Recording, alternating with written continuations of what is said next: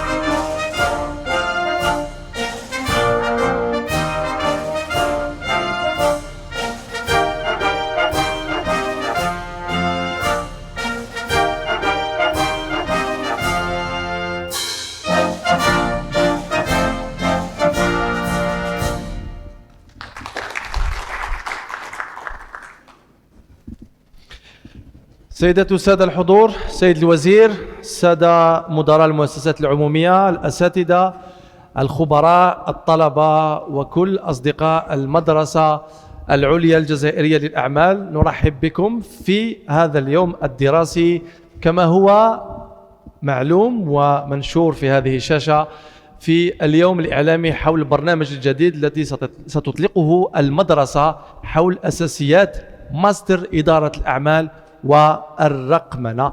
هذا الحدث عنده أهمية كبيرة بالنسبة للحق الأكاديمي في الجزائر، خاصة وأن هذا الاختصاص هو اختصاص مستجد ويحتاج إلى اهتمام من كل الجوانب على مستوى الطلبة، على مستوى الأكاديميين، وحتى أحيانا على مستوى الإدارة. وبالتالي أنا سعيد بالالتقاء معكم في هذا اليوم الدراسي الذي سيكون ثريا حتما، ومن أجل إعطاء صورة أوسع وأكبر حول هذا اليوم الدراسي أدعو السيد كريم كاريد مدير المدرسة العليا الجزائرية للأعمال من أجل تقديم الكلمة الافتتاحية، فليتفضل تحت تصفيقتكم.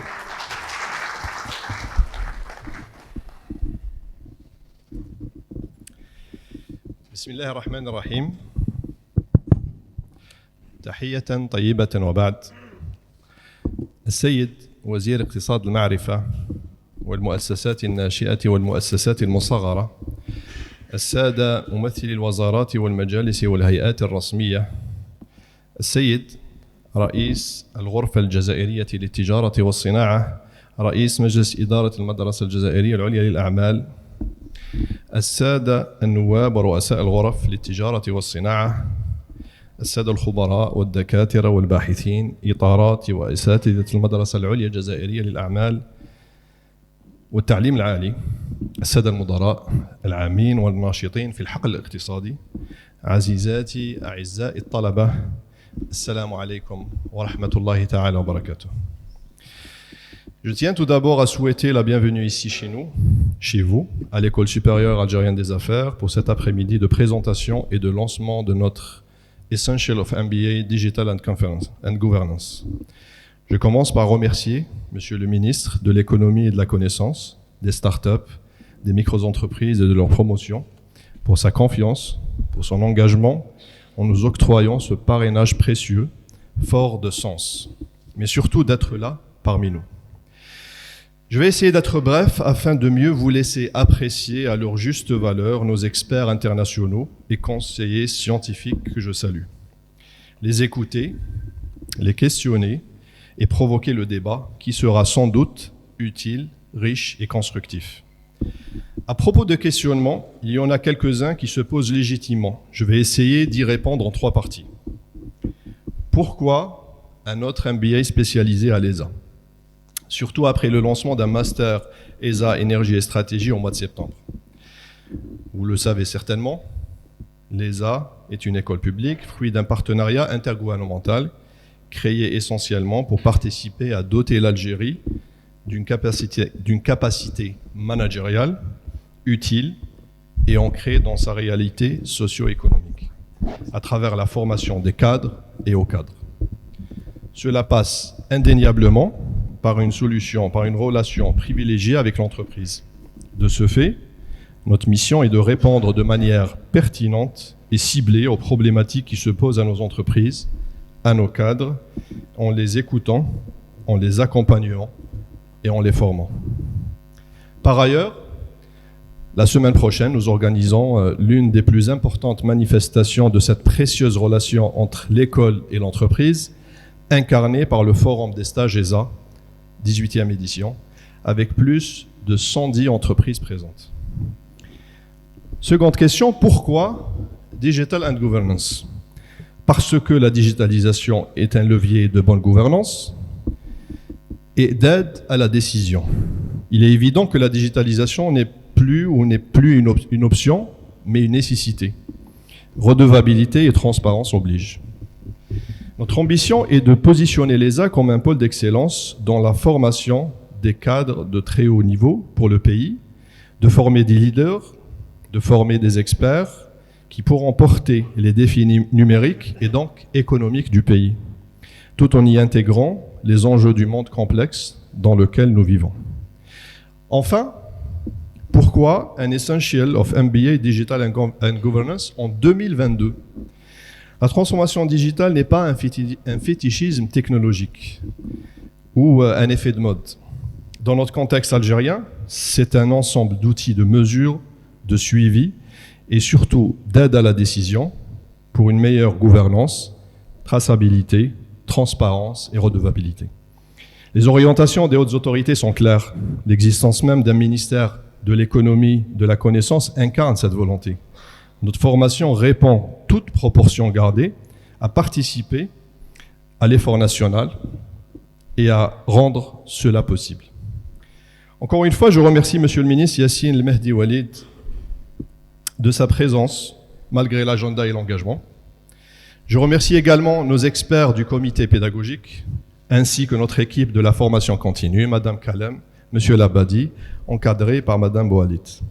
Je vous remercie toutes et tous d'être parmi nous en cet après-midi studieux et constructif. Marhaba bikum.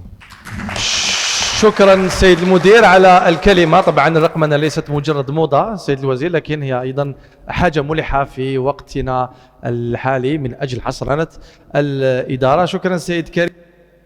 أود أن أدعو السيد رئيس مجلس إدارة المدرسة كمال هامني من أجل تقديم كلمة حول هذا اليوم الدراسي، فليتفضل تحت تصفيقاتكم من فضلكم.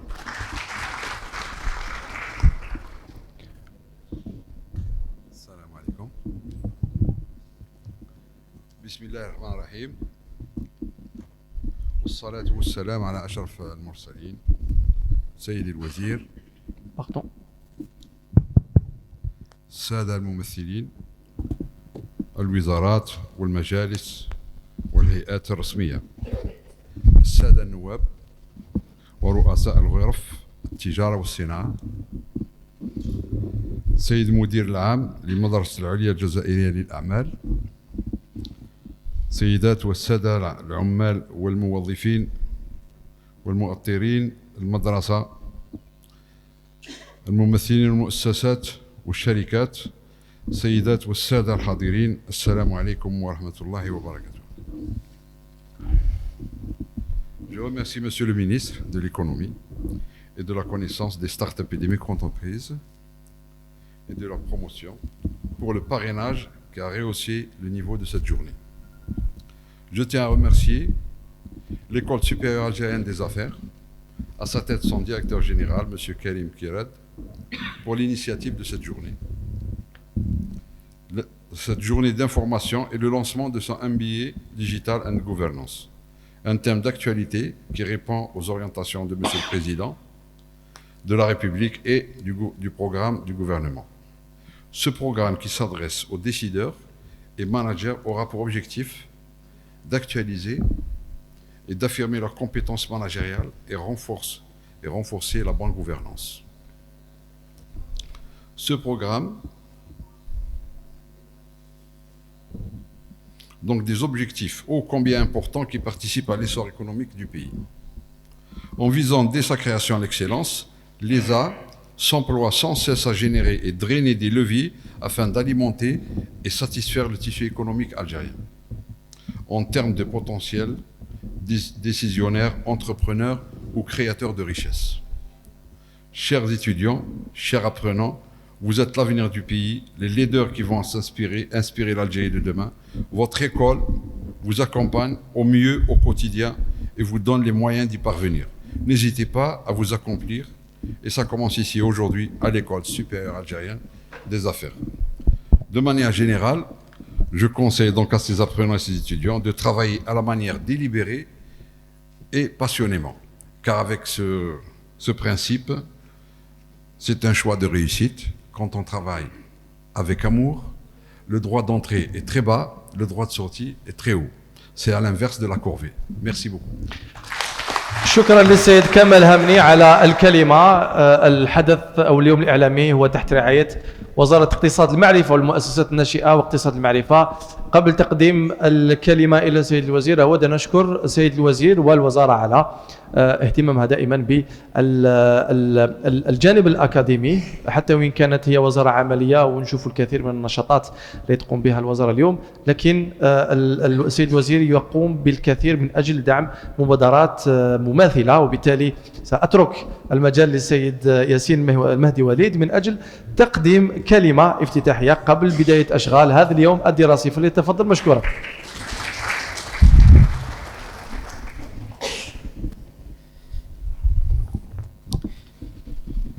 سيد المدير العام للمدرسة العليا ليزا، المدرسة العليا الأعمال، السيد رئيس المجلس الإدارة، سادة مدراء العامون، سادة الحضور، إخواني وأخواتي طلبة، أستاذ الإعلام، السلام عليكم ورحمة الله تعالى وبركاته. هي في الحقيقة ما حضرت حتى كلمة، ونظن أنه من الأفضل أنها تخرج من كما يقول لك من القلب. هذه المرة الثالثة لبيت دعوة المدرسة للحضور في الفعاليات التي تنظمها، وفي كل مرة أنا جد سعيد بتواجدي معكم اليوم، وذلك لعدة أسباب. السبب الأول هو أن المدرسة العليا للأعمال أصبحت اليوم فاعل حقيقي في النظام البيئي لريادة الأعمال في الجزائر، ونرى ذلك من خلال العدد المتزايد من أصحاب الشركات الناشئة الفاوندرز المؤسسين من المدرسة العليا للأعمال. هذه المرة ربما أيضا كما يقولوا الدوزيام غيزون سي كو العمل اللي يقوم به السيد المدير العام السيد المدير العام السيد سيكياغاد في مناخ الاعمال في الجزائر وفي النظام البيئي لشركه الناشئه في الجزائر هو عمل جبار، ونشكره على ذلك. وانا في كل مره يكون عندنا الفرصه ان نساندوه في مثل هذه التظاهرات، فالوزاره دائما حاضره. وربما ايضا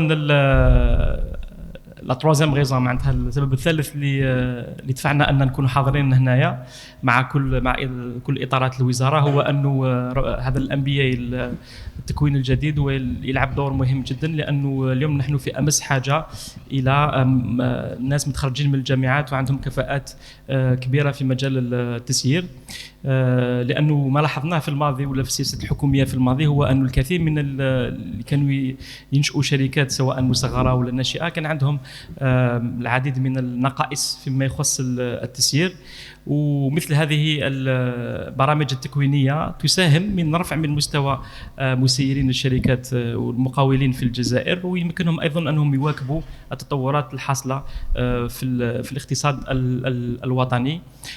نحن كوزاره اليوم احتفلنا بثلاث اشياء، وهذا الرابع شيء نحتفل به اليوم. احتفلنا الاول شيء هو انه تم المصادقه اليوم على قانون المقاول الذاتي مستوى مجلس الامه، وهذه كما يقول لك سي اون فيكتوار للمقاولين الجزائريين. احتفلنا ايضا لانه تم ايضا المصادقه على العطله الخاصه لانشاء شركه لو كونجي سبيسيال بور كرياسيون دونتربريز، واللي من شانها انها تحفز العاملين في القطاع العام، الموظفين في القطاع العام، انهم ينشئوا شركات، لاننا نؤمن اليوم انه ما بقاتش الاداره هي الموظف الوحيد، يجب ان يكون الجزائري ولا حتى الاطارات على يقين انه الاداره لا تنتج الثروه، الشركه والشركات هي اللي تنتج الثروه، ولذلك فان الحكومه اليوم من خلال هذه القانونين الهدف منها هو تمكين اكبر عدد من الناس انهم يساهموا في انتاج ثروه في انشاء الشركات، خاصه منهم اللي عندهم دي كومبيتونس، اللي عندهم امكانات في مجالات عديده. وايضا تم ايضا المصادقه على قانون الماليه لسنه 2023، واللي تم ادراج فيه العديد من المزايا المحفزه فيما يخص الشركات الناشئه، خاصه في مجال البحث والتطوير لا ريشيرش ديفلوبمون، حيث تم ادراج وهذه ربما اول مره نقول فيها في بيبليكمون، تم ادراج تحفيزات ضريبيه جديده فيما يخص الشركات اللي تقوم بالبحث والتطوير لا ريشيرش ديفلوبمون، تم ادراج تحفيزات ضريبيه ايضا للمستثمرين في الشركات الناشئه، والهدف هو انه لا تبقى الحكومه هي ولا الدوله هي الوحيده في عمليه تمويل الشركات، فهدفنا هو تحريك السوق الماليه في الجزائر وتوجيه رؤوس الاموال نحو الابتكار ونحو الشركات الناشئه. تم ايضا وضع اطار قانوني لاول مره لما يسمى بالابتكار المفتوح الاوبن انوفيشن، وهدفه هو خلق جسور بين الشركات الكبرى والشركات الناشئه، وتمكين الشركات الناشئه انها تساهم في الابتكار، والعديد من المزايا الاخرى كما حتكتشفوها ان شاء الله في قانون الماليه لسنه 2023. وانا جد سعيد انه كل هذه الاخبار الساره جاءت في نفس اليوم اللي راح تطلق فيه اليوم المدرسه العليا للاداره، برنامجها التكويني الجديد. اعمال مش الاداره.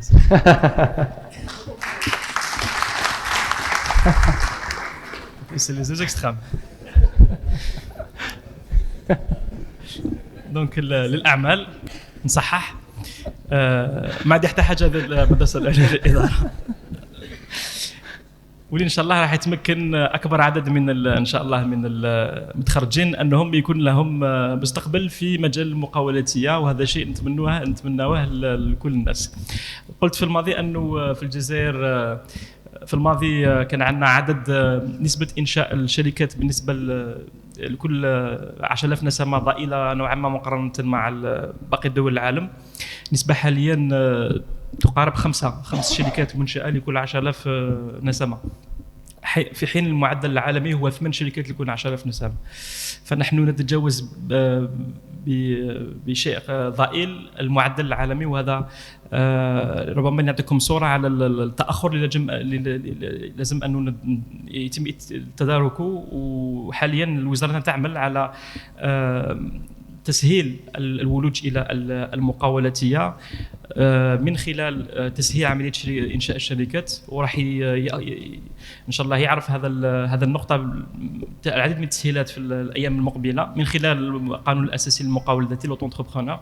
راح يسهل ايضا المرور نحو المقاولاتيه خاصه للانشطه الصغيره، وخاصه الانشطه اللي ظهرت مع الاقتصاد الرقمي، وايضا بتوفير الوسائل التمويل اللي تكون اكثر مراعاه للمعايير الاقتصاديه وليس الاجتماعيه.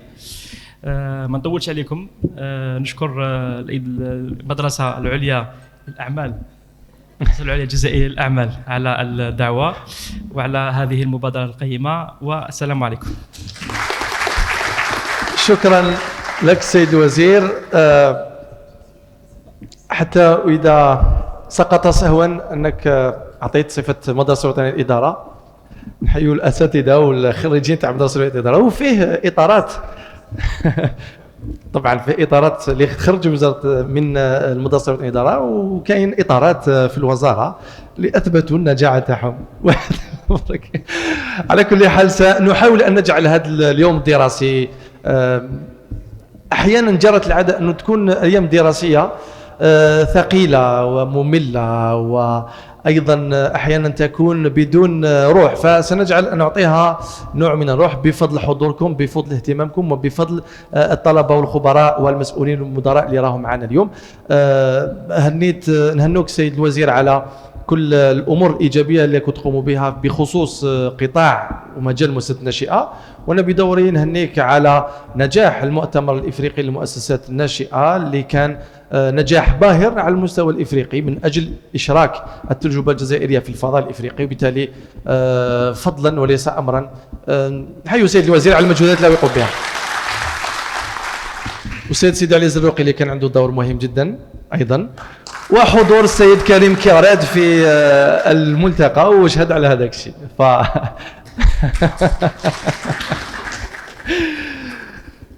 طيب سنبدأ في أشغال اليوم الدراسي، وسأنادي على الأستاذة والسيدة سلمى بوعليط، ويرافقنا أيضا السيد كريم كارد من أجل في البداية لو سمحت فتفضلي سيدة سلمى بوعليط من أجل تقديم البرنامج المتعلق بأساسيات مصدر إدارة الأعمال والرقمنة والحوكمة. سأترك لك كل المجال سيدة بوعليط، إن احتجت إلي أنا غير هنا.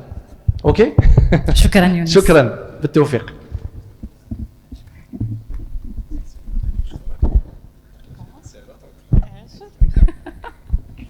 السلام عليكم ورحمة الله. Monsieur le ministre de l'économie, de la connaissance, des startups et des micro-entreprises,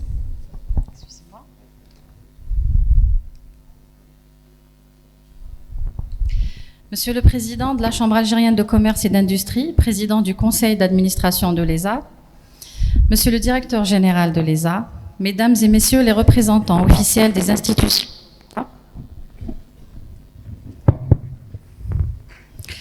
nos enseignants, nos experts, mes chers collègues, honorable assistance, soyez les bienvenus. Nous sommes extrêmement fiers de partager avec vous aujourd'hui le lancement du programme Essentials of MBA Digital and Governance, sous le haut patronage de Monsieur le ministre de l'économie, de la connaissance, des startups et des micro-entreprises. Ce programme s'inscrit dans notre stratégie d'accompagnement des entreprises et institutions de différents secteurs de l'écosystème économique national, en étant un levier accélérateur de performance et de compétences face aux changements et évolutions économique, politique, social et technologique. Dans ce dernier volet s'inscrit le digital.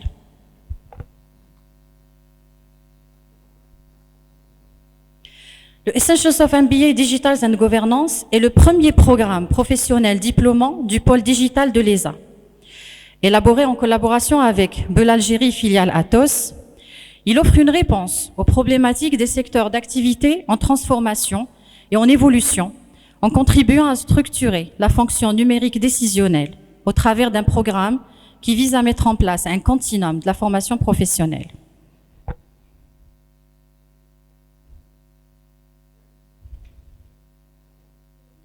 Son contexte et objectif, c'est faire connaître, actualiser et renforcer les compétences à l'ère du digital et sécuriser les trajectoires des décisions professionnelles des publics cibles.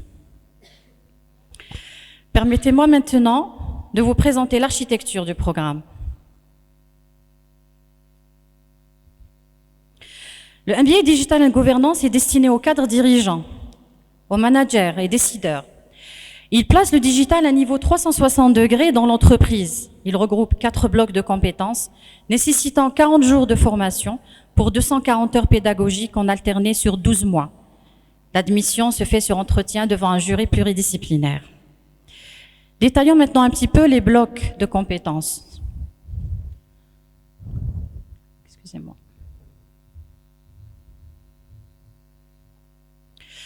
Nous allons retrouver dans le bloc A la gouvernance, la stratégie, aussi la finance et l'intelligence économique. Dans le bloc B, ce sera les soft skills, la place du capital humain, le RH au cœur de la transformation digitale. Dans le bloc B, le cœur du programme, c'est la sécurité et sûreté de la donnée, les données et décisions et la transformation numérique. Et enfin, le bloc réglementaire, donc droit des contrats, droit des nouvelles technologies et les procédures de marché. Ce programme se caractérise par un corps professoral regroupant des formateurs experts algériens reconnus à l'international, Un suivi pédagogique continu et coaching professionnel personnalisé. Des cours axés sur le développement des compétences techniques et managériales. Un programme d'études flexible avec un cours de 3 jours toutes les 3 semaines. Une promotion diversifiée, de grande qualité, un réseau fort et fiable pour la vie.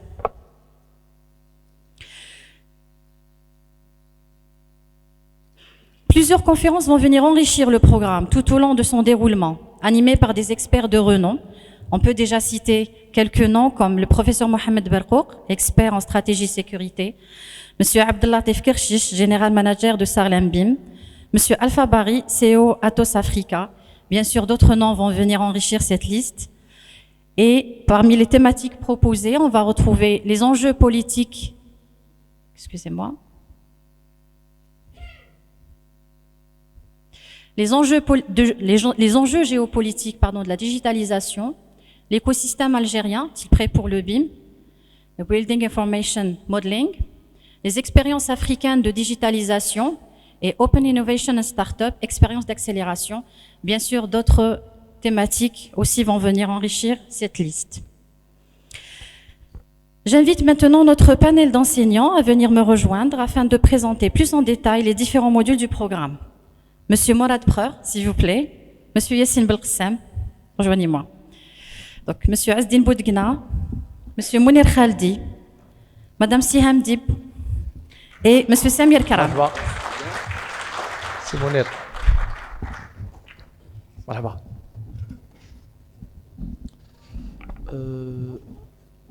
تقدم فوالا. اوكي.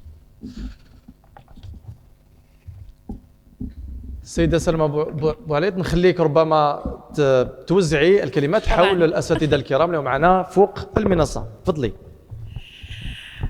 Alors, on va commencer donc dans l'ordre, les blocs. Donc, on va commencer par le bloc A.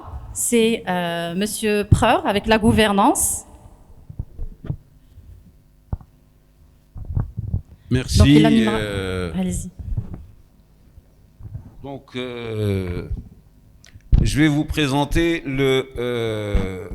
la première partie donc, de ce programme, qui est un programme ambitieux, comme l'ont précisé mes collègues.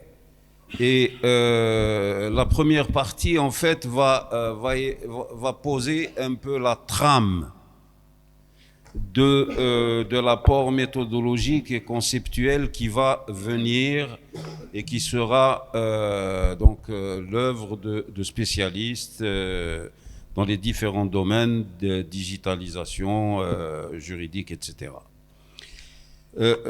D'abord, la compréhension de l'entreprise. Qu'est-ce que l'entreprise? À l'image d'un bateau qui est en train de naviguer dans une mer dont il ne sait comment elle va se comporter. S'il va vers une tempête ou si la mer restera, on va dire, favorable. Donc, nous partirons d'une approche systémique. On considère que le bateau est un système en interrelation avec son environnement. Et la valeur d'un système est plus que la somme de ses parties. Ce qui nous amènera à la notion de gouvernance. Comment mettre en convergence, comment fédérer ces parties. Et en fait, ce bateau, cette entreprise, évolue dans un environnement non plus seulement national, où il y a une concurrence nationale, mais face à une concurrence internationale. Toutes les entreprises algériennes aujourd'hui doivent penser monde, think global, act local. D'accord? Parce que la concurrence est internationale. Vénus a pour concurrent Procter & Gamble, Unilever, L'Oréal, etc. Elle ne peut concevoir son avantage concurrentiel qu'en considérant cet environnement international, d'accord, où le changement devient, qui est hautement compétitif, où le changement s'accélère, devient de plus en plus chaotique, avec une prime aux challengers. Fuji était un challenger dans la photographie, dans la photographie. Et Kodak était un leader qui avait les inerties d'un leader. D'abord la conviction d'être le meilleur, en plus tous les laboratoires qui faisaient, qui lui procuraient les profits.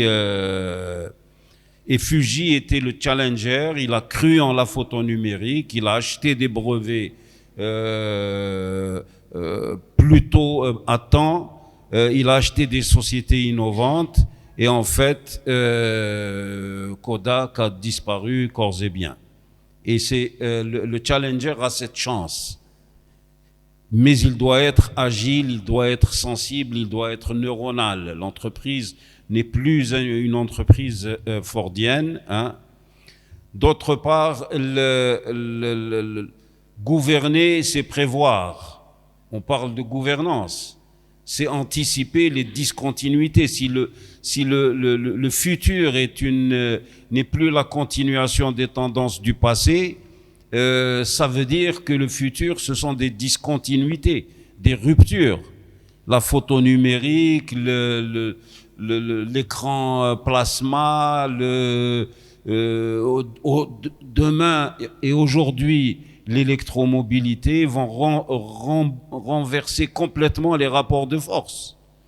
Donc choisir, est-ce que passer d'une position de suiveur vers une position de faiseur de règles et ensuite une position de casseur de règles, comme l'ont fait les Sud-Coréens.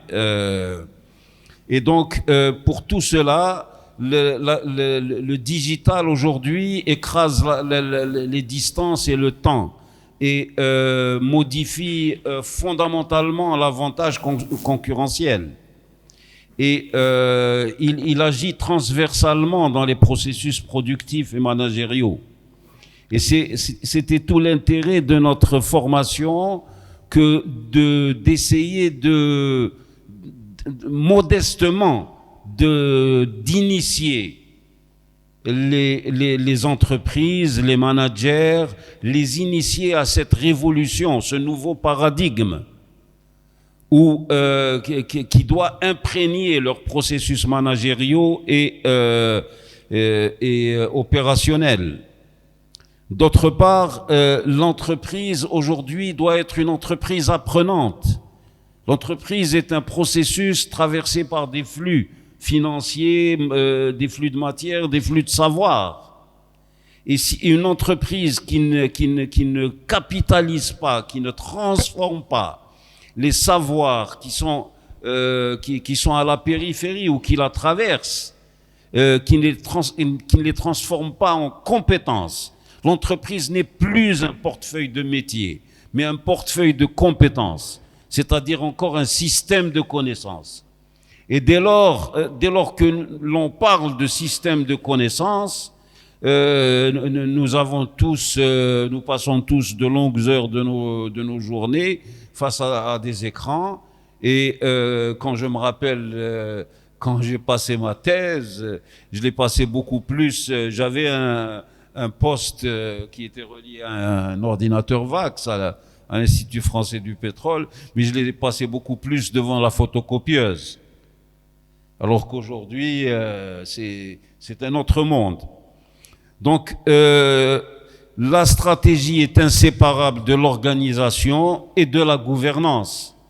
Comme je l'ai dit tout à fait au début, la vision, la culture, l'identité de l'entreprise, transformer la diversité en unité, faire de l'entreprise une famille où la réussite de l'ensemble se projette dans la réussite de l'individu.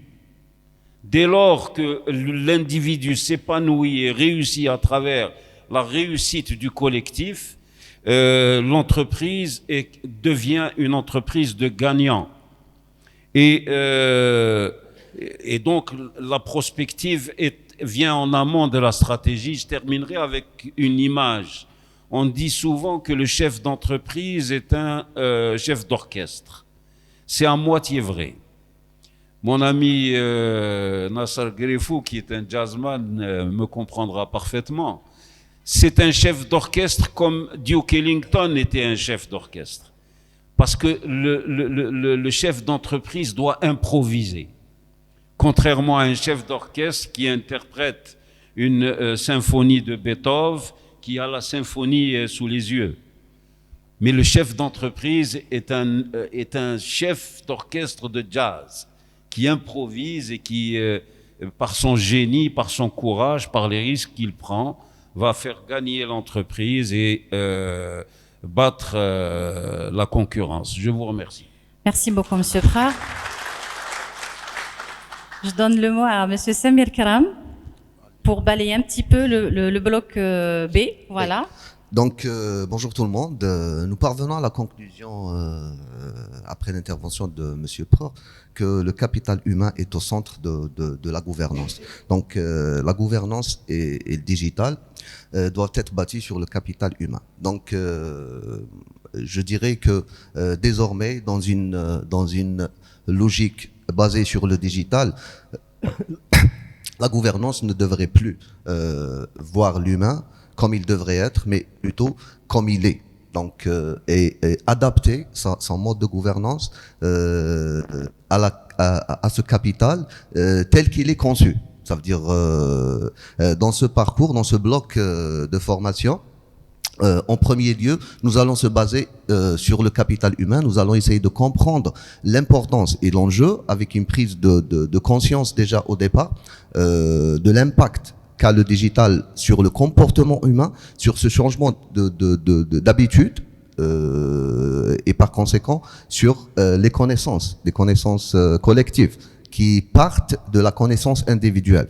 Et donc, en management, le management du capital humain basé sur le digital tient compte justement de cette transformation digitale.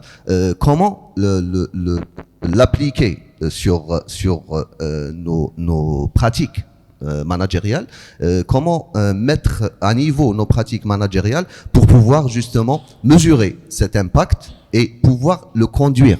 Avant de conduire le changement sur le capital humain, le manager devrait déjà accepter et vivre avec ce changement lui-même. Et par conséquent, cela va fortement impacter son leadership. Et c'est pourquoi, dans ce bloc, nous allons se focaliser sur les soft skills que le manager doit développer dans ce contexte. Commençons par la communication, qui est essentielle, qui est fondamentale, parce que les relations humaines sont basées sur la négociation. Les compétences en négociation d'un manager à l'ère du digital sont fortement impactées. L'utilisation de l'outil digital, l'appropriation déjà de l'outil digital, la mise en pratique de cet outil digital pour le manager demeure fondamentale. C'est pourquoi, à la fin de ce bloc, nous allons se focaliser sur le pouvoir du leadership. Essentiellement, le leadership classique est basé sur un pouvoir contractuel, un pouvoir relationnel. À l'ère du digital, le pouvoir essentiel, c'est le pouvoir de la data. Nous allons mesurer l'importance de la data, la maîtrise de la data et l'exploitation de la data, et puis son impact essentiel sur l'ensemble de l'activité de l'entreprise, sur l'ensemble du management des connaissances de l'entreprise. Nous parlons de l'économie de connaissances. La connaissance commence au sein de l'entreprise, au sein de l'individu qui compose l'entreprise, et c'est l'essentiel, c'est le point de départ de toute innovation que le manager devrait apprendre à manager. Donc, merci beaucoup. Je vous remercie et merci encore une fois. Merci Samir. Donc, le prochain, Monsieur Yassine Belkissem. Bonjour à toutes et à tous. Si je peux revenir un petit peu dans l'un des objectifs de ce nouvel Essential of MBA, parmi les objectifs, c'est interroger les décideurs au sein des organisations et des entreprises sur leur façon de prendre des décisions tous les jours. Mon collègue disait tout à l'heure que le chef d'entreprise ou où le responsable dans une organisation était comme un chef d'orchestre. Dans le monde dans lequel nous vivons aujourd'hui, la place de l'intuition dans la prise de décision reste minime. L'intuition et l'improvisation ne permettent plus à un décideur de prendre des décisions qui sont les plus pertinentes. Dans le bloc lié aux aspects technologie, en fait, ce que nous couvrons là-dedans, c'est comment amener à un décideur l'ensemble des données et des éléments qui lui permettent de prendre les bonnes décisions. Ces différents modules technologiques vont aussi couvrir des aspects, mon prédécesseur disait tout à l'heure que gouverner c'est prévoir. Dans la logique de prévision, l'analyse de données de masse est un élément important. Les systèmes d'information dans les organisations ou tout système de collecte de données a son importance. Des concepts technologiques doivent être un petit peu démystifiés, et ça c'est notre rôle en tant qu'expert de le faire. Des concepts liés à l'analyse de données ou à l'intelligence artificielle ou à des mots valises dans lesquels on met un petit peu tout, comme les concepts de big data, de fast data. Et ces éléments-là, on les couvre pour démystifier pour les décideurs, lui ouvrir l'univers du possible qu'offre la technologie sans que cela constitue un frein. Le but de ces modules-là, relatifs à la technologie aussi, c'est de lui permettre de tenir un langage avec ses pairs décideurs aussi, qui sont en charge des systèmes d'information ou des aspects technologie au sein des organisations ou des entreprises, et de connaître en fait l'ensemble des tenants et des aboutissants de ces mécanismes de prise de décision et de cette couverture de données. Dans le volet bloc lié à la technologie, la donnée est partout, hein, et on verra que la prise de décision, c'est justement avec quel élément et quel capital d'analyse on va le faire.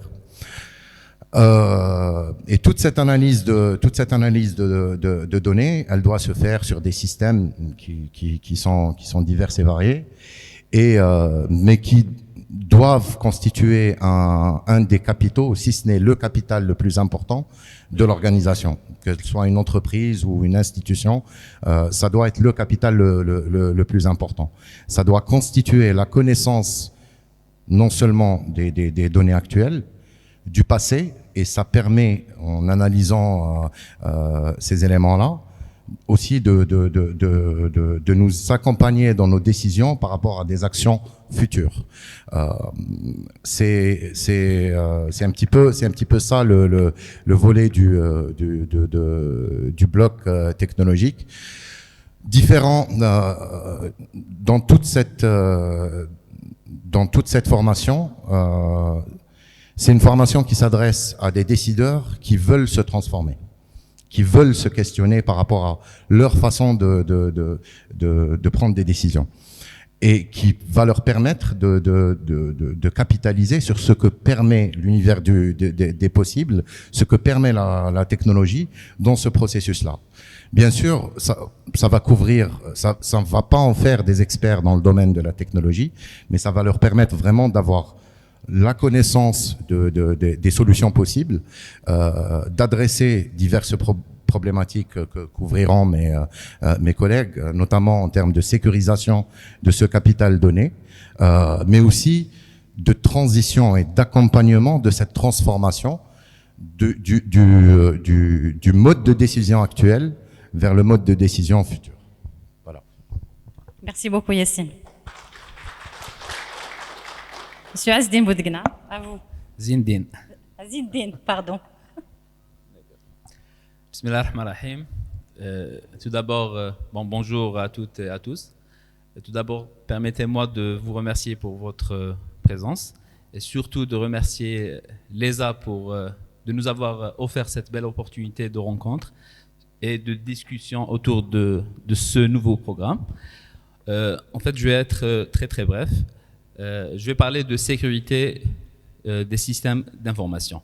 En fait, à travers ce programme qui a été conçu sur la base de standards internationaux tels que ISO 27001, tels que le NIST Cybersecurity Framework, donc il va permettre aux différents managers à travers une histoire, donc de passer de la phase de découverte de leur paysage de menaces, parce qu'il est très important de connaître l'environnement dans lequel l'entreprise se trouve. Une organisation publique ne se retrouve pas dans le même environnement qu'un opérateur télécom. Du coup, c'est pas logique d'appliquer les mêmes mesures de sécurité derrière. Donc, il est très très important pour nous que les managers puissent connaître le risque, puissent connaître par où ils doivent commencer à traiter ces risques-là. Donc, suite à cela, donc une fois qu'ils ont la visibilité sur leur paysage de menaces, donc ils doivent comprendre ce qui est fait ailleurs dans le monde. Donc, il est très important de comprendre les standards internationaux pour éviter justement de réinventer la roue, de commencer par un niveau qui est assez important. Donc, une fois qu'ils comprennent, bien sûr, ils auront l'idée de ces programmes internationaux. Et aussi, ce sont des programmes de conformité que nous commençons à avoir ici en Algérie, tels que le référentiel national de cybersécurité, tels que la loi liée à la protection des données à caractère personnel, exactement. Donc, il est important pour les responsables de bien comprendre ces contextes-là. Donc, suite à cela, c'est bien de comprendre, c'est bien d'avoir une stratégie de sécurité, mais il est primordial d'avoir le sens du leadership, les outils du leadership derrière, afin de pouvoir appliquer ces programmes-là. Donc, on est en train de parler du leadership pour les ingénieurs, pour les ressources qui vont piloter les différentes activités, mais au-delà. Même le top management doit être impliqué, on doit avoir le commitment de ce top management. Du coup, c'est à ça que sert cette phase 3. Maintenant, une fois que nous avons mis en place l'ensemble des programmes de sécurité nécessaires, le monde de la cybersécurité, c'est pas un monde tranquille, c'est un monde comme beaucoup d'autres mondes. On peut dérailler de l'activité normale et être victime d'un incident de sécurité. Du coup, à la fin, il est très important que le manager se dote des outils nécessaires, du savoir nécessaire pour savoir comment gérer dans le cas d'un incident de sécurité et surtout comment assurer la continuité des activités de son organisation. Donc, je vous remercie. Merci beaucoup, Zindine. Donc, le mot à M. Mounir Khaldi. Salam alaikum. Au fait, moi je vais intervenir sur la partie transformation numérique. C'est la partie qui vient en réalité mettre en relation tous les concepts qui vont être acquis durant la formation. Parce que durant, par exemple, selon la dernière étude qui a été publiée par McKinsey, c'est que 70% des organisations ou entreprises qui ont entamé une transformation numérique, c'était un échec. Donc 70%, c'est pas rien. C'est pour ça qu'il faudrait, à un moment donné, mettre en relation tous ces concepts et d'acquérir un ensemble d'outils qui va aider les décideurs, les leaders sur comment mener leur propre transformation et à la fin pouvoir en décider sur par exemple quel processus métier ou domaine numérisé, digitalisé, quelle serait notre méthode. Donc durant là, on va essayer d'avoir des ateliers et un partage, je dirais, d'expériences et des études de cas afin de donner un maximum d'informations et de concepts et d'outils aux apprenants pour mener à bien cette transformation numérique qui va Inch'Allah, transformer leur structure ou organisation. Merci beaucoup, Mounir. Donc, Madame Sihem Dib. pour la clôture. Bonjour tout le monde et merci merci de votre présence et merci à l'ESA pour cette invitation. En fait, moi j'interviens dans la partie juridique. Il est inutile de rappeler que le monde d'aujourd'hui est un petit village et ce grâce à la digitalisation. Qui dit petit village dit contractualisation des relations. Il dit aussi qu'il y a des risques derrière et ces risques-là nous devons les prévenir et mettre des contrats qui puissent nous protéger de ces risques-là. Je vais intervenir dans le droit de l'information et des nouvelles technologies, puis dans les contrats liés à Internet et liés au numérique et tout ce qui est partie de la digitalisation. Qui dit aussi contrat lié à Internet, dit aussi protection des données personnelles en Algérie. L'Algérie est, à l'instar des pays à l'international, en fait, est en pleine évolution. La loi est en pleine évolution par rapport à ça, par rapport à la protection des données et par rapport à la contractualisation des relations digitales et toutes les négociations qui peuvent se faire par rapport à ça. Les managers qui vont suivre ou les étudiants qui vont suivre cet MBA en matière de gouvernance et en matière de digital vont avoir une visibilité sur les négociations des contrats au niveau national et au niveau international. Et surtout aussi l'élaboration de ces contrats et comment se protéger dans le cadre du droit national et aussi international en matière de digitalisation et en matière de l'informatique et de l'Internet. Merci. Merci Siham. C'est bon, merci. Nous lançons maintenant les questions-débats. Avant tout, on tient à vous informer que les inscriptions sont en cours et que la date de lancement du programme sera le jeudi 19 janvier 2023. Voilà. شكرا جزيلا. أنا من هنا شكرا جزيلا على هذا الشرح الوافي والشرح المفصل للبرنامج الخاص بالرقمنة والحوكمة اللي راح يكون في المدرسة العليا الجزائرية للأعمال. الحضور الكريم، أنا سأفتح المجال لكم من أجل طرح أسئلة ربما الطلبة أو مهتمين بهذا البرنامج. الأساتذة هنا من أجل الإجابة على كل الأسئلة الممكنة وغير الممكنة. حتى سيد الوزير لو سمحت إن كان عندك سؤال شاركنا بالأسئلة تاعك. فأيضا كاين أيضا سيد النائب هنا معنا في المدرسة، فنحييك بالمناسبة. شكرا على حضورك وعلى اهتمامك بهذا اليوم الدراسي.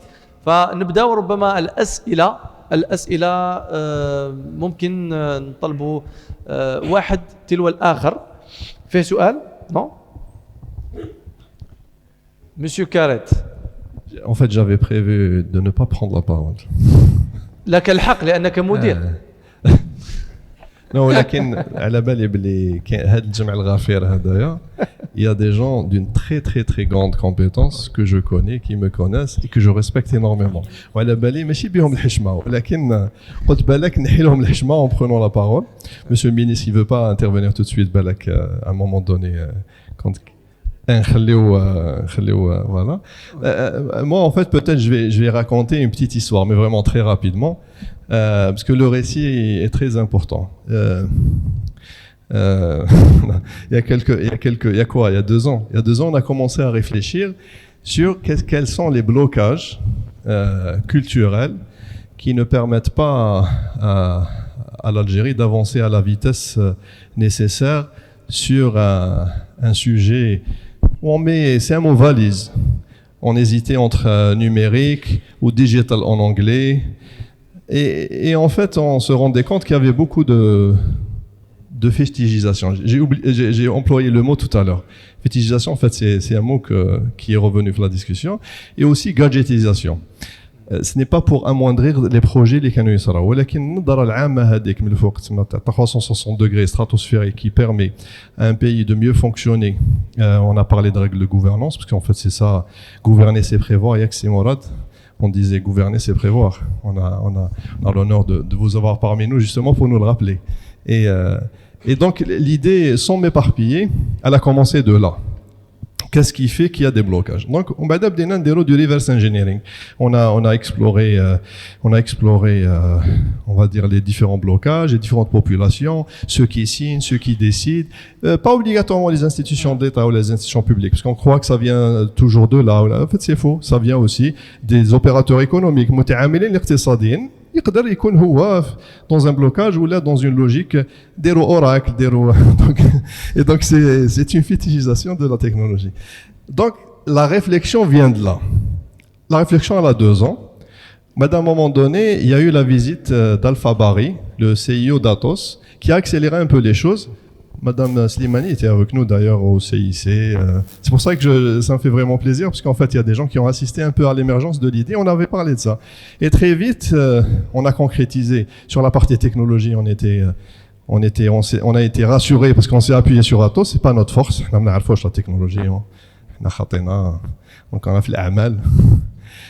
On a aussi des experts qui qui est un expert. Bon, on va pas citer Mounir Khaldi parce que également il est sur l'institutionnel. Mais donc la technologie, c'est pas un problème. On a des experts, on a des connaissances, on a des gens qui maîtrisent. Par contre, sur la vision 360, qui nécessite un déploiement de cette digitalisation pour une aide à la décision, c'est-à-dire aujourd'hui, au niveau des différentes institutions, ce qui manque, c'est des outils d'aide à la décision pour pouvoir derrière aller de l'avant. Et donc, je vais m'arrêter là parce que sinon je vais désigner des noms, je vais dire monsieur Boutel, monsieur. أنا متأكد أنك نحيت الحشمة سيد المدير كريم كارد. سؤال من هيك؟ أوكي كاين سؤال. أنا حابب أيضا فيه صديق عزيز راهو لابس ديليونات وشايد التليفون تاعو، ماذا بيا طرح سؤال لانه انت مولين بهذه المواضيع. وين انت راك تبسم. دوك نبداو سؤال من هيك ونعاودوا نرجعوا. سي لو مسيو.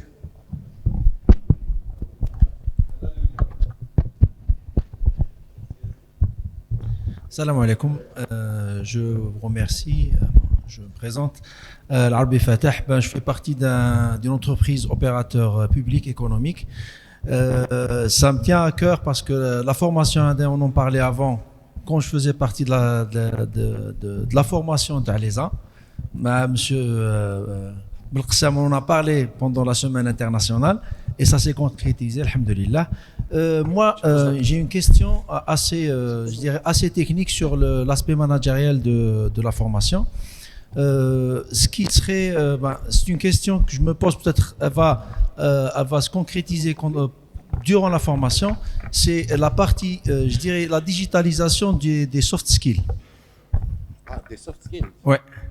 Ça, c'est vraiment quelque chose qui est très, très important en matière d'application durant la formation pour les managers eux-mêmes, qui va leur permettre de faciliter la transformation digitale. Je m'arrête là pour vous laisser répondre. Merci. شكرا. أنا نفضل لو تحبوا ناخذوا كل الأسئلة من بعد نجاوبوها هكا باش نربحوا الوقت. كاين سؤال لفريد أغاب. فريد ولا فريد كيما حبيت. فريد أغاب. Micro. Voilà. Merci. Bonjour Farid. Voilà. Farid Arabe. J'avais une simple question, c'est quels sont les débouchés pour vous si je viens à l'ESA et que j'ai un MBA Digital Governance, qu'est-ce que je peux faire avec? Merci. سؤال آخر. نعم. الاسم والصفة. سؤال قبل السيدة. أوكي معلش. باش نكونوا أكثر عمليين. ميكرو آخر موجود. ميكرو آخر. تفضل. Mrebah Mustafa, apprenant executive MBA.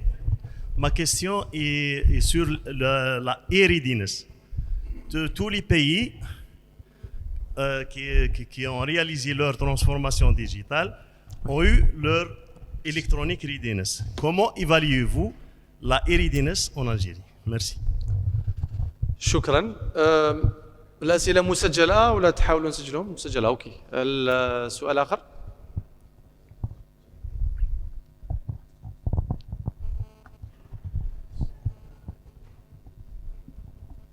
بسم الله الرحمن الرحيم. بشير ميهوبين مدير العام لشركة هيتيكوم. سؤالي فقط يعني هو عبارة عن شكر للمدرسة العليا الجزائرية للأعمال على هذه المبادرة اللي هي نشوفها ضرورية. السؤال تاعي المعالي الوزير فقط، يعني أنا أهنئه بهذا البرنامج اللي صادق عليه البرلمان بخصوص الشركات الناشئة، لكن بودي أنني أقدم هذه الملاحظة اللي هي مهمة جدا. لكن من فضلك أسئلة ملاحظاتهم نخليهم فيما بعد إلا إذا أراد السيد الوزير أن يجيب على السؤال. تفضل. لا هو أوكي. سؤال يعني أوكي. إذا كان درنا هذا البرنامج اللي هو رائع ورائد راح نفرغوا الشركات الجزائرية من طاقات، فلا بد بديل. وحاجة ثانية بتجربتي نعم. الأمر الثاني وهو مهم جدا، هذه الطاقات لما تخرج من شركات تحتاج تكون في حاضنات باش تنجح مشاريعها، وإلا تعاود ترجع للمؤسسات تاعها. هذه الملاحظة. شكرا. Monsieur le ministre. Micro. Je vais en profiter, je vais t'en poser mes questions, on répond. On va gagner du temps. Voilà. Donc, je vais commencer peut-être par rebondir sur ce qu'a dit Cheikh Khaldi par rapport au fait que 70% des projets de digitalisation échouent. Parce que souvent, on est dans des logiques de digitalisation de processus anarchiques. Et quand on digitalise de l'anarchie, ça devient généralement encore plus anarchique. Donc souvent, avant de passer dans des processus de digitalisation, il faut remettre en question l'architecture même de l'organisation interne, que ce soit de l'entreprise ou là du ministère. Moi, j'aime bien décrire notre ministère comme une sorte de start-up, parce qu'on partage beaucoup de caractères communs avec les start-up. J'en citerai quelques-uns, on n'est pas très nombreux, donc, parce que beaucoup de personnes pensent qu'on est nombreux, mais en fait on a même une photo du ministère où les cadres du ministère ont pu rentrer dans un ascenseur. Donc pour donner un peu une idée sur... Actuellement on est 8 personnes en comptant avec le reste de l'équipe. On ressemble beaucoup à une start-up aussi dans l'organisation du ministère, parce que l'organisation est très horizontale, c'est-à-dire que c'est pas très hiérarchisé et il n'y a pas vraiment de distinguo qui se fait entre sous-directeurs, directeurs, etc. D'ailleurs, on sait même pas, franchement, on se rappelle même pas des titres des cadres, tellement l'organisation n'est pas très... Et most importantly, on essaie aussi de remettre en question certaines choses qui sont généralement classiques dans les administrations algériennes, notamment l'amour que les administrations algériennes ont pour les réunions. Donc on n'est pas très réunion, et souvent les réunions on les fait debout dans le couloir. Donc ça nous permet d'être plus productifs, parce que généralement c'est dans les réunions où on est le moins productif. Souvent on pense que c'est dans les réunions on produit le plus, mais généralement c'est là où on produit le moins. D'ailleurs, j'invite toutes les personnes assises dans la salle à lire un livre qui est extrêmement intéressant, qui s'appelle Rework, et qui remet en question certaines, j'ai envie de dire, idées reçues sur le management de manière générale, et notamment le management des startups. Pourquoi je parle de ça? Parce que je pense qu'on ne peut pas parler de management à l'ère du digital sans remettre en question les modèles organisationnels classiques et les processus qu'on retrouve, que ce soit, comme je l'ai dit, au niveau des entreprises ou même au niveau des administrations. Et je n'ai rien contre les administrations, hein. J'ai peut-être fait une petite blague sur les nains, mais j'ai absolument rien. La preuve, je suis dans une administration. Et je pense que c'est un préalable pour démarrer n'importe quel processus de transformation digitale. Parce que si on ne remet pas en question l'organisation, le processus, et comme l'a dit Cheikh Khaldi, pour revenir à ce qu'a dit Cheikh Khaldi, est voué à l'échec. Pour revenir à la question concernant le congé spécial pour création d'entreprise, on avait constaté dans le passé qu'il y avait j'ai envie de dire, un problème limite philosophique concernant l'implication de l'État en matière de création de nouvelles activités. Et on avait remarqué que, par exemple, les différents dispositifs qui ont été créés dans le passé permettait à des personnes qui n'arrivaient même pas à accéder à l'emploi d'être employeurs. Donc, on est parti du principe que c'est fondamentalement faux, qu'on ne devrait pas permettre à des personnes qui n'ont même pas été dans des équipes de devenir eux-mêmes des managers d'équipe.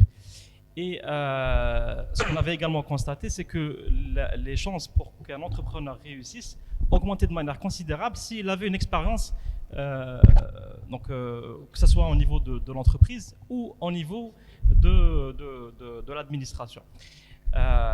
Et donc, partant de ce principe, on s'était dit qu'il fallait créer les mécanismes qui permettraient aux bonnes personnes d'entreprendre.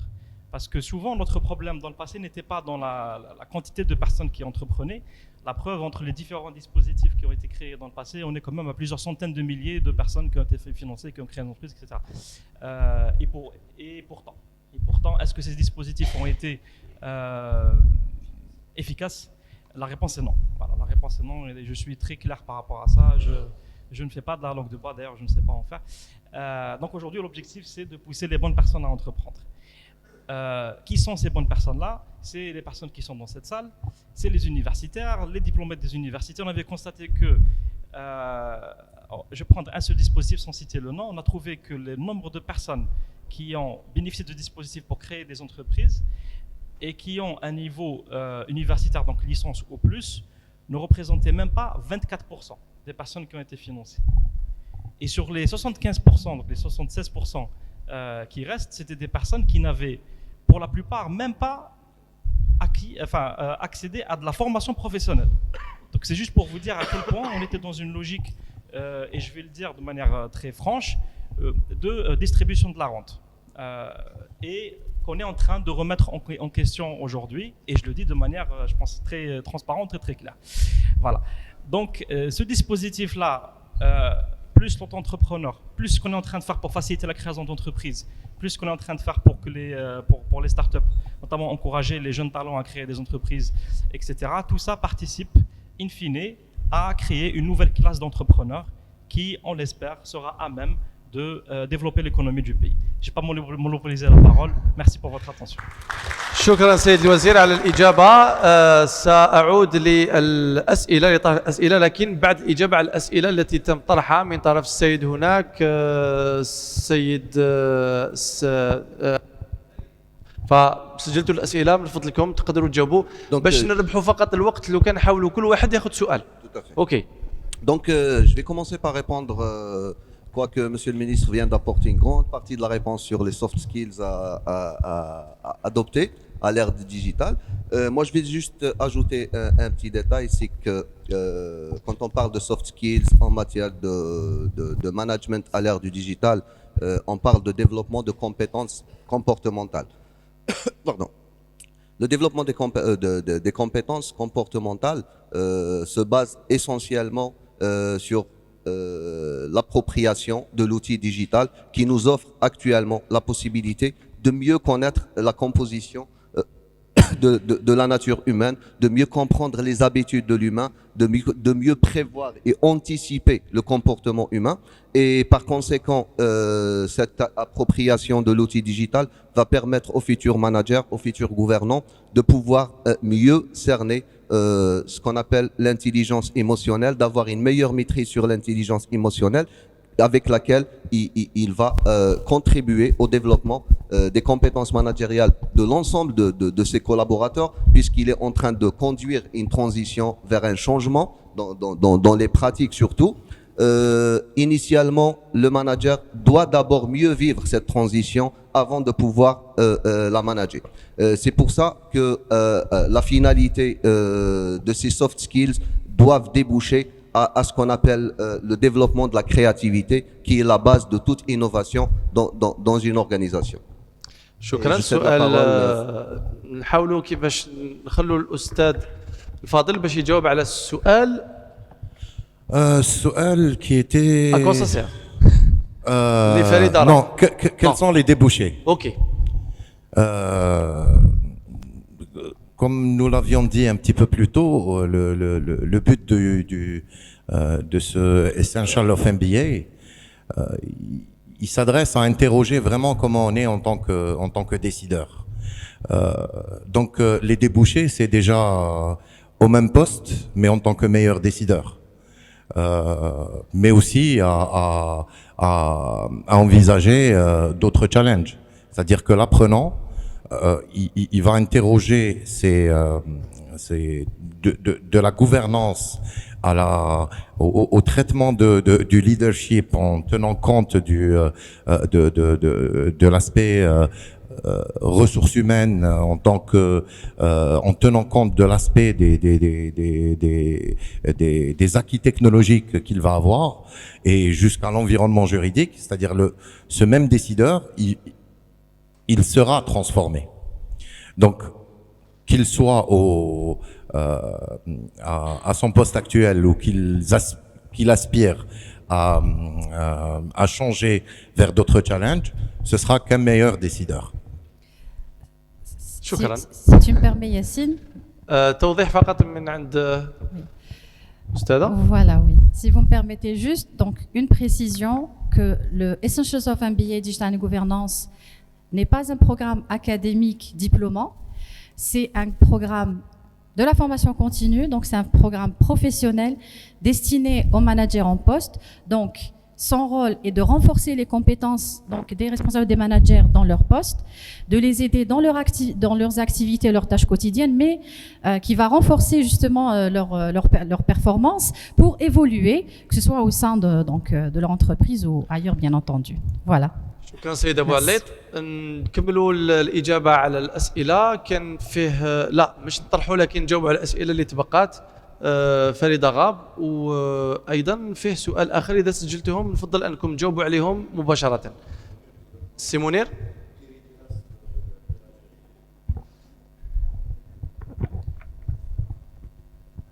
Alors, je rebondirai sur la question de l'hérédité de l'Algérie. Bon, je pense que ça va pas être une réponse, mais beaucoup plus un commentaire.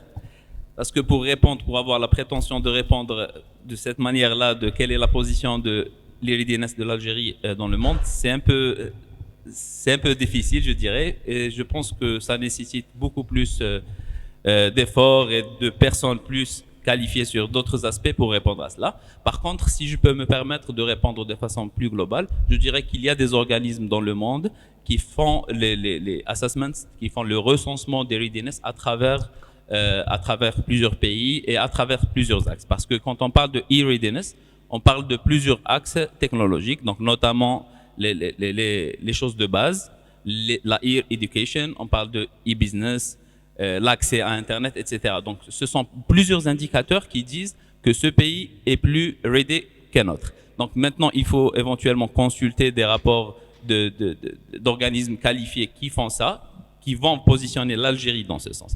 Par contre, ce que je dirais, c'est que toute, on va dire, amélioration d'une situation donnée dans le domaine technologique, elle nécessite l'amélioration de trois axes, à savoir la technologie elle-même, l'organisation, tout ce qui est stratégie, procédure, process, etc., et l'humain.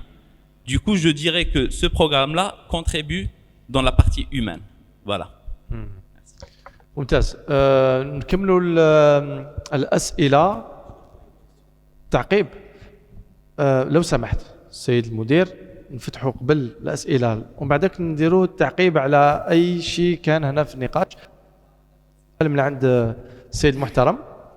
شكرا. السيد يزيد بن مهوم، مدير عام بورصة الجزائر، directeur général de la Bourse d'Alger. En fait, moi, j'ai pas de questions à poser, mais la dernière fois, quand je discutais avec M. Kiared sur cet MBA, j'avais dit, puisqu'il m'avait parlé de blocs à l'intérieur, j'avais dit pourquoi ne pas créer aussi des mini-MBA. Or, il m'avait dit qu'effectivement, c'était un mini-MBA. Et je trouve que c'est quelque chose de très condensé en 40 jours, notamment pour les décideurs. C'est important de pouvoir en fait disposer, d'avoir accès à des connaissances dans le digital governance, mais aussi pouvoir continuer à exercer son travail régulièrement. Donc sur ce point-là, je pense que tel que c'est l'architecture du MBA est très intéressante. Et je dis aussi que nous sommes confrontés en tant que gestionnaires à des problématiques réelles de terrain. Je parle en connaissance de cause. Nous sommes dans un process de digitalisation aussi de la bourse avec l'acquisition d'une solution. Eh ben, on a été confronté sur des questions, enfin, il fallait prendre des décisions peut-être importantes sans avoir peut-être les connaissances nécessaires, parce que souvent on confond pour dire que le digital, c'est pas uniquement des ingénieurs informaticiens. C'est un tout, il faut que tout le monde soit. C'est surtout pas ça, voilà.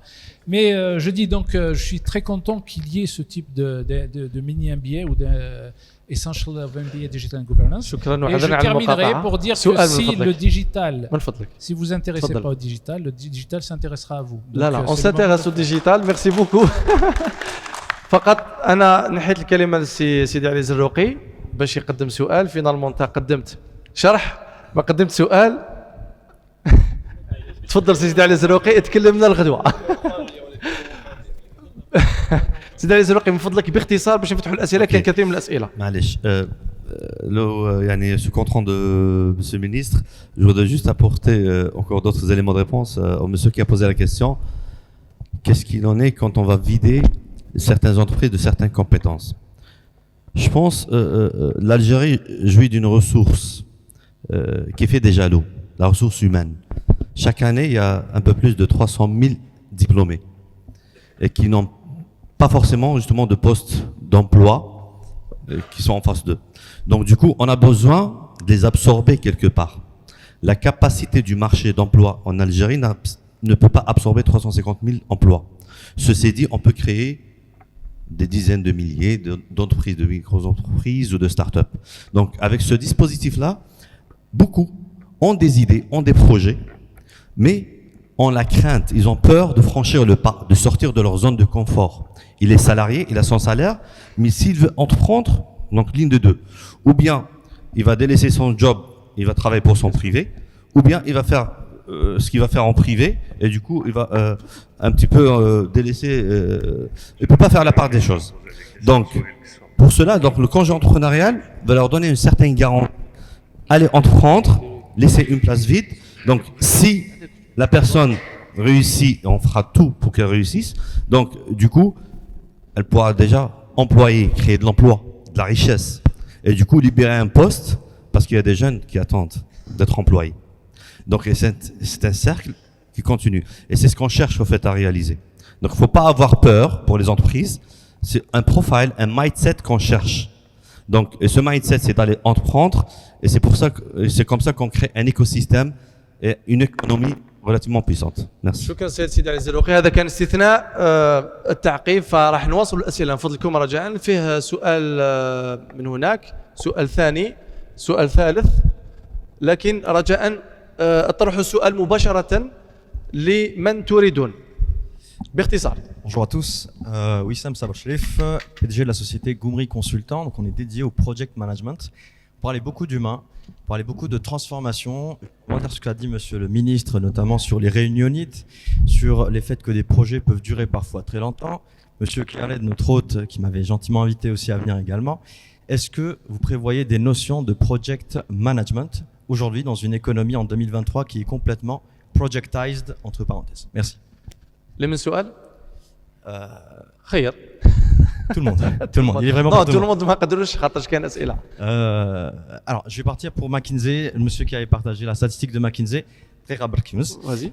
en sachant que les 70% d'entreprises qui échouent aujourd'hui, avant d'échouer, passent d'une durée de projet de 2 ans à 5 ans, ensuite échouent. طيب شكرا. نجاوبوا ونروحوا لسؤال آخر. عندكم الميكرو. سؤال مقبل. Oui. Donc, ça a été un véritable sujet de discussion lors de la conception de ce programme-là. S'il fallait, oui ou non, inclure des notions de conduite de projet. Pas jusqu'à emmener un décideur à passer une certification PMP, hein, c'est pas le but, mais qu'il puisse avoir des notions de conduite de projet. Vraiment, encore une fois, c'est peut-être de la redite, mais le but de tout ce programme-là, c'est d'amener les décideurs à interroger chaque élément dans leur processus de prise de décision. Une autre façon de faire les projets, une autre façon d'analyser, parce que si on fait des projets qu'on a des échecs, mais qu'on n'a jamais de retour de sang par rapport à ça, on n'avance pas. C'est-à-dire que quand on fait des échecs et qu'on analyse nos échecs, on fait un incrément d'évolution. Quand on ne le fait pas, exactement. Monsieur Khaled, vous voulez rajouter quelque chose? Ah, mais je me prends un peu de droit de réserve par moment. فيه سؤال اللي راح يطرحه تعليق سؤال اوكي تفضل. Non, ce qui vient dans la grande famille de l'ESA, c'est qu'il y a beaucoup de bienveillance. C'est-à-dire si Souhil Gsoum, qui est un ami de l'école et un expert khabir, et il n'a même pas voulu poser la question. Donc c'est pour ça que je vais reprendre mon WhatsApp et lire votre message. Mais allez, je vous permettez. Parce que c'est très important. Un MBA sans marketing, change management, accounting et entrepreneurship, éclaire-nous mon ami, je suis sûr qu'il y a une idée derrière. Je confirme qu'il y a une idée derrière. Je m'explique. C'est des débats qu'on a eu, allez, disons-le, Ramadan 2021. Voilà. Ça a commencé très très tôt. C'est-à-dire à un moment donné, il faut qu'on fasse des choix. On a quoi? On adresse qui? On adresse des décideurs. Ils n'ont pas le temps. Ils ont ce programme, c'est 3 jours, jeudi, vendredi, samedi, 1 à 2 fois par mois. D'accord? C'est 40 jours. Donc à un moment donné, on est parti du terrain, Un MBA, c'est beaucoup plus que ça, c'est le double. Donc on a essayé de ramasser. Donc voilà. Après on s'est dit voilà, qu'est-ce qu'il faut pour ces gens-là? Ils sont déjà dans l'opérationnel. Ils maîtrisent mieux que nous le marketing et la gestion de projet d'un point de vue opérationnel, si ça se trouve. Mais d'un point de vue réflexion, vision stratégique, épaisseur stratégique, d'un point de vue compréhension de la gouvernance et tout. Pour certains, c'est clair, mais ils ont des lacunes des axes d'amélioration sur la partie technologique. Pour d'autres, ils ont la maîtrise technologique. C'est j'en suis, je suis un ingénieur de formation et donc à un moment donné, vous évoluez, vous faites du management et tout, mais vous réduisez toutes les problématiques à la dimension technologique. Et donc, à un moment donné, il faut leur donner de l'épaisseur et d'eau. Et donc, quand on a regardé, c'est les quatre volets, donc mini MBA.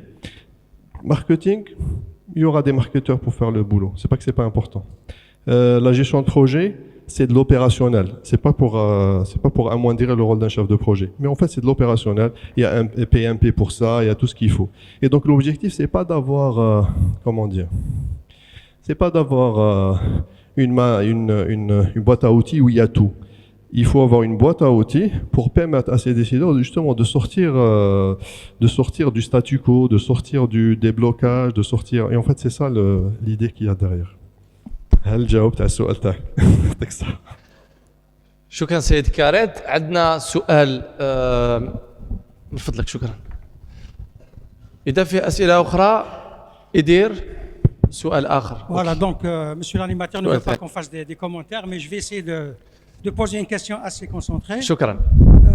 Tout à l'heure, monsieur le ministre a évoqué un point très important. Aujourd'hui, c'est vrai que le MBA, donc tel qu'il est prévu sur le plan technicité, c'est une très bonne chose. Mais moi, je pose une question parce que finalement, ce n'est qu'un projet inscrit dans une entreprise, qu'elle soit privée ou publique. Et dans toute entreprise, ce dont on a peur, c'est le risque de perdre. La perte, elle peut être budgétaire, elle peut être tout ce qu'on veut. Mais aujourd'hui, il y a beaucoup plus. Le plus important, toute digitalisation demande une organisation et toute organisation déstabilise les intérêts de chacun et de chacun de éléments dans l'ordre. Aujourd'hui, moi je rebondis sur la question, qu'est-ce qu'il peut faire avec son MBA? Mais je dis comment sur le plan efficacité, pour reprendre un petit peu les états, si c'est digitalisation, ramener des instruments, les installer, ça ne marchera certainement pas. Il faut que ça soit une âme dans un corps qui est l'entreprise. Et l'entreprise, aussi, il faut l'inscrire dans un écosystème. Donc aujourd'hui, qu'est-ce que vous avez prévu en termes de formation? Parce que le décideur, vous dites décideur, mais qui va venir? Le DG, le sous-directeur, le directeur. Qu'est-ce qu'il peut faire dans son entreprise lorsqu'il termine son MBA? Est-ce que vous avez pensé à l'inscription de cette compétence au niveau managérial de l'entreprise? C'est-à-dire, parce que c'est un projet transversal. Et dans la transversalité, il y a la concurrence. Il y a nefs al-bashariya, mais il va perdre ses avantages. Donc, qu'est-ce que vous avez? Est-ce que vous avez pensé à cet accompagnement en termes d'organisation, accompagnement par une autre société, pour justement aider celui qui veut changer? C'est pas sûr. Il peut être le premier responsable, mais il ne veut pas avoir un changement. مفهوم السؤال Oui. Donc, السؤال تاعي, est-ce que vous avez pensé sur le plan efficacité de cette formation quand il va retourner chez lui? Est-ce qu'il a toute la possibilité de changer? كنت طرحت سيدي الكريم كيسيون تري بيرتينونت. سؤالك اللي من توجه ولا تفضل سيبرور تفضل.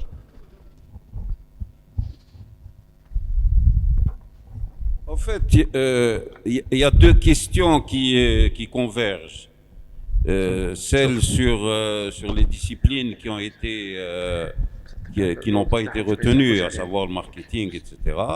Et celle qui porte sur l'environnement compétitif. En fait, l'entreprise ne se digitalise pas, n'opère pas une transformation digitale pour des raisons de cosmétique. L'entreprise est d'abord dans un contexte compétitif qui est de plus en plus agressif et qui menace sa pérennité. Donc notre préoccupation déjà, c'est de poser la trame, à savoir le contexte compétitif dans lequel l'entreprise opère, le rôle du progrès technique à l'intérieur de ce contexte, à savoir l'avantage concurrentiel, et cette transformation qui est transversale, autant qui traverse les chaînes de commandement que les processus productifs, et qui est la digitalisation, qui est en fait un nouveau paradigme de l'entreprise. C'est-à-dire que l'entreprise n'évolue pas, déjà la concurrence elle est violente, déjà les frontières ne signifient plus grand-chose. L'entreprise doit être non pas seulement réactive, parce qu'être réactif, c'est être prêt à éteindre le feu, mais être proactif, c'est-à-dire être capable d'être un casseur de règles, anticiper les évolutions. Et donc, la digitalisation va donner à l'entreprise cette agilité, cette efficacité opérationnelle, à partir du moment où les data circulent. Je disais tout à l'heure que l'entreprise n'est pas un portefeuille de métiers, mais un portefeuille de compétences, donc un système de connaissances. Et donc les connaissances se renouvellent en permanence. Et la digitalisation, aujourd'hui, nous sommes déjà dans la 4e révolution industrielle. Est-ce que nous allons rester sur le pas de la porte, en train de regarder les entreprises se transformer, gagner en efficacité, transnationaliser leurs processus productifs, renforcer le cœur technologique, le cœur managérial de l'entreprise grâce aux solutions offertes par la digitalisation? Ou bien est-ce que nous devons considérer qu'en tant que challenger, nous avons une chance par rapport aux leaders? Voilà. Donc insister sur le fait que l'entreprise est un navire qui est en train d'aller d'un point A vers un point B dans une mer qui peut être dangereuse, qui peut compromettre sa survie, sa pérennité.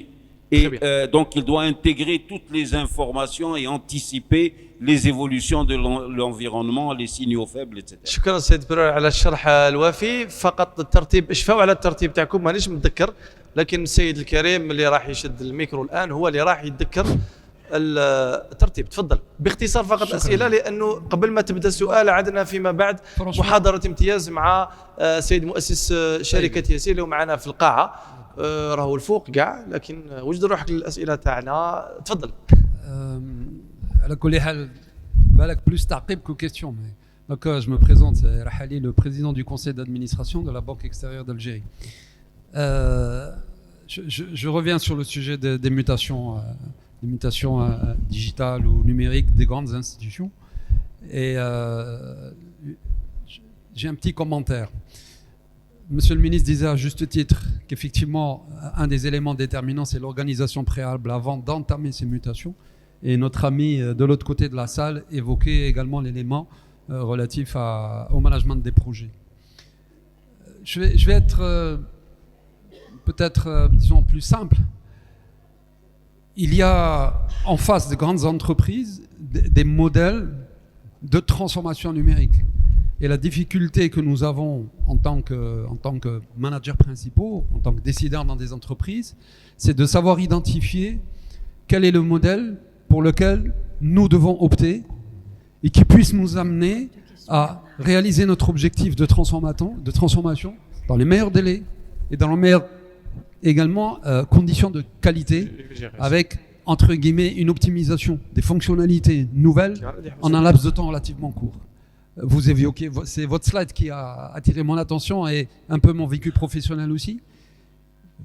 Effectivement, c'est juste, c'est assez difficile de faire arriver un projet de transformation digitale, je dirais en profondeur, dans les grandes institutions. Je parle des banques, je parle des assurances.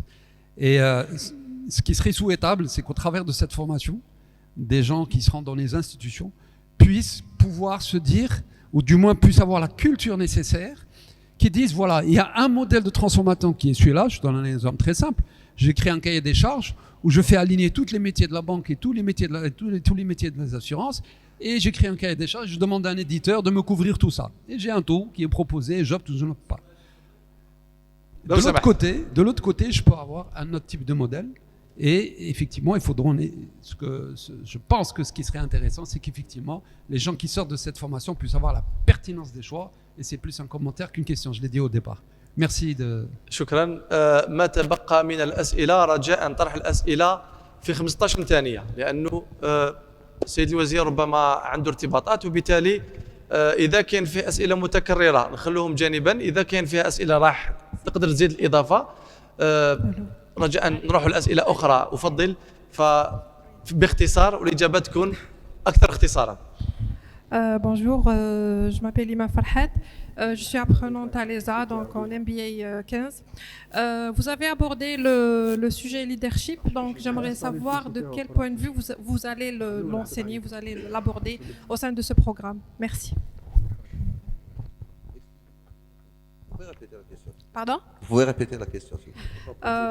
Donc vous avez abordé le sujet leadership dans le programme, donc j'aimerais bien savoir de quel point de vue vous allez l'enseigner, vous allez l'aborder durant le programme Leadership Digital and Governance.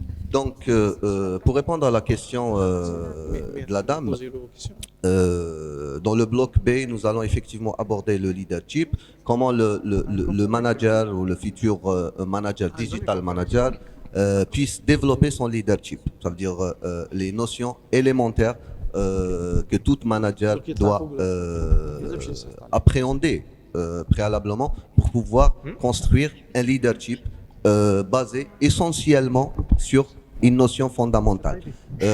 Nous savons très bien que le leadership est basé sur le pouvoir est basé sur un pouvoir contractuel, comme l'a dit si bien notre cher collègue, et un pouvoir relationnel.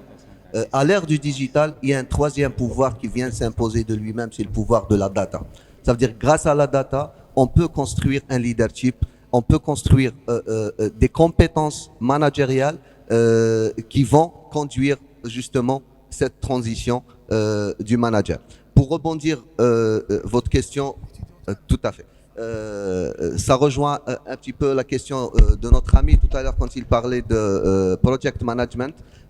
Une des notions fondamentales que notre professeur, M. Pror, a évoqué tout à l'heure quand il parlait de proactivité, c'est justement la proactivité qui va servir de modèle pour construire une agilité que le manager par la suite, parce que le digital nous a imposé une chose essentielle, c'est de passer du management de projet au management, une approche de management par projet. Ça veut dire une nouvelle vision qui va métamorphoser l'ensemble de l'entreprise, l'ensemble du processus managérial. Ça veut dire en adoptant justement l'agilité, en se basant sur l'évaluation des risques probables grâce à la proactivité, nous construisons un leadership qui est capable de conduire la transition justement. شكرا. أنا مضطر أني أضيف سؤال واحد، فإن أمكن اختيار واحد من الجمهور من أجل الإجابة على سؤال واحد، لأنه ضيفنا الكريم سي طيبي عنده محاضرة امتياز الآن ومرتبط بانشغالات، حتى سيد الوزير مرتبط بانشغالات، فواحد منكم يتطوع من أجل طرح سؤال، وأعتذر بشدة على الجميع لأنه الأسئلة أخذت أكثر من الوقت اللازم. كاين اثنين، كاين أنت وكاين شخص تتنازل. مليح التعايش. زيد شكون؟ إدير، واحد ما يزاحم إدير في سؤال. إدير tu poses une question أم خلاوك حققت الإجماع. تفضل سؤال آخر. Eder Nasser Belkbir, je travaille dans le secteur associatif, mais notamment dans l'accompagnement. Ma question est très simple. Sur le volet soft skills, on parle de digitalisation, on parle de transformation digitale. Comment allez-vous outiller ces décideurs à faire face à la résistance au changement au sein même de leur structure? Merci beaucoup. Je vais répondre très brièvement.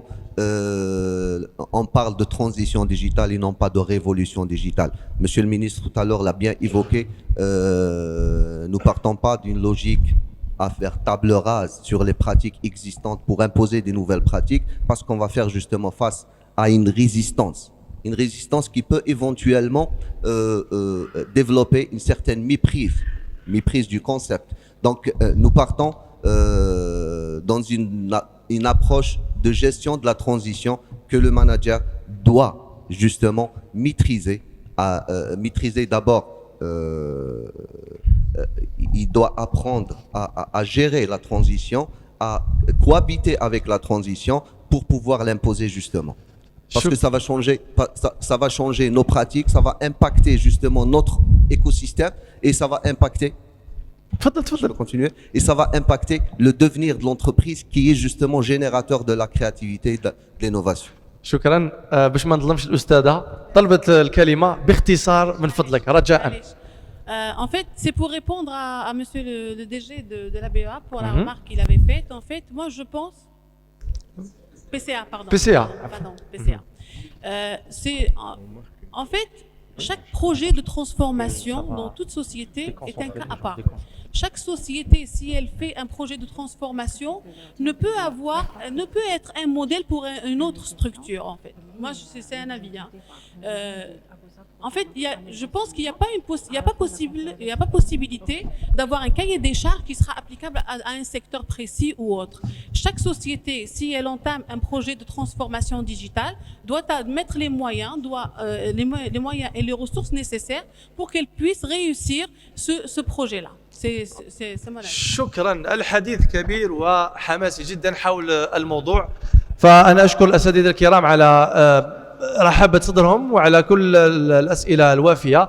وفقط الأسئلة انتهت، فنطمنك سيدتي الكريمة بأن الأساتذة الكرام رايحين يكونوا في كوكتيل من بعد، تقدروا تطرحوا معهم كل الأسئلة الممكنة، لأنه اليوم الدراسي مازال متواصل. أريد أن أدعو شكرا لكم، تحية كبيرة اليوم. شكرا.